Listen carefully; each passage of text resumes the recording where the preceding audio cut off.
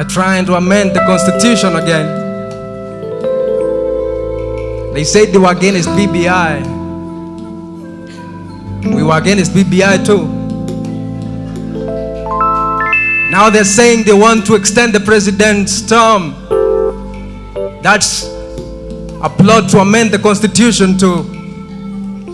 We are against that too. Msitu tofauti, yani wale wale, siku nyingine mambo yale yale, hali tofauti, matendo yale yale, oyani wale mambo yale na matendo yale yale yale.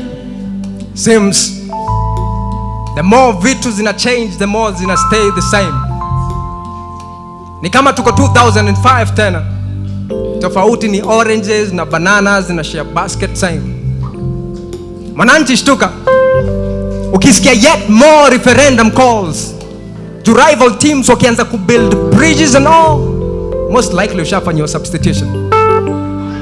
Public participation ni aftermath baada ya wao ku make decisions. Any further contribution kutoka kwako ni ornamental. At this stage, page za constitution ni tissue kwa watu waliapa ku enforce legislations. Mission tena si kuchunga umati. Kamati na orders mpya za kufanya subtraction kwa haki zako na kumake additions kwa interest za corporations. Haki wengao, lakini mlinzi ni wao.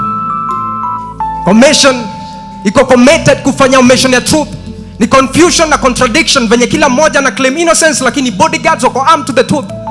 Looters wanatuzwa, lakini justice ni extrajudicial kwa slums. Moms wakiomboleza sons ni uncouth. Appointments na tenders kwa pretenders, babu ya mtu bado ni youth. Employment naye ni competition, but hata na masters au qualify kwa contender juu baba ya mtu bado ana rule. Na rule of law iko above all but below some. So nini option? Kama uko bound kuuliwa kabla uone court doors, juu ni rahisi kwa polisi kuchukua sheria in their own hands kama rais anazidi kuflaunt court orders in his own land. Mwananchi shtuka. Kama mtu anaweza tumia pesa alikuibia kujilipia bail, shtuka. Casanova alipigia devolution debe akianza kulia imefail. Question ni mbona kuna unanimous demand for more funds but less transparency kwa paper trail? Shtuka. Mtu alikuwa against 2/3 gender role akigeuka proponent of the blues juu repercussion ni baby boo kwa beneficiary juu aliya company mhesh diani kuogelea ndani ya ocean. Tumegonga over 10 years baada ya kuspend billions kubadilisha constitution, lakini bado tuko in limbo kwa preamble tukistruggle na implementation. Yani wale wale, siku nyingine mambo yale yale, hali tofauti, matendo ni yale yale, matendo yale yale, siku nyingine oyani wale mambo yale matendo yale yale na matendo yale yale yale. Tunajivunia kuwa democracy kwa katiba. Ratiba ina change time ya succession. Hereditary politics, statistics ikipikwa kusupport narrative za royalty, disloyalty. Elected faces kuvua mask baada ya kupeana false promises, nemesis. Beneficiary umaskini kupewa kazi kusaka solutions za eradicate poverty, puppetry. Venye strings zinakuwa pulled constitutional violations zikifanyika ndani ya corridors of power. Twisted priorities.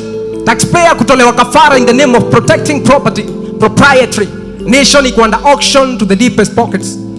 Kuchukua necessary loans kuanzisha phantom projects. Utadhani tuko infantry venye economic hitmen wanachilia vantage point ndani ya treasury, executive na consecutive blunders.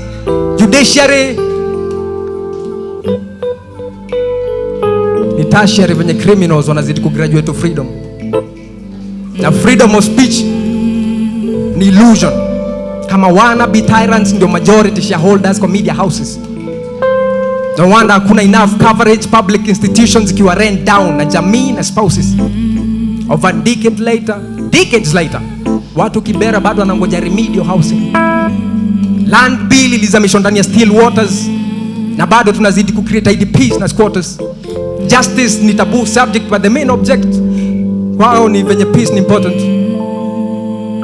Tumegonga 10 years plus baada ya kubadilisha constitution, lakini bado tuko in limbo kwa preamble, tukistruggle na implementation. Wananchi chunga, tusijipate tumegonga 10 more on top of hizo 10 tumepoteza, kama bado tuko in limbo na katiba tukistruggle kuitekeleza.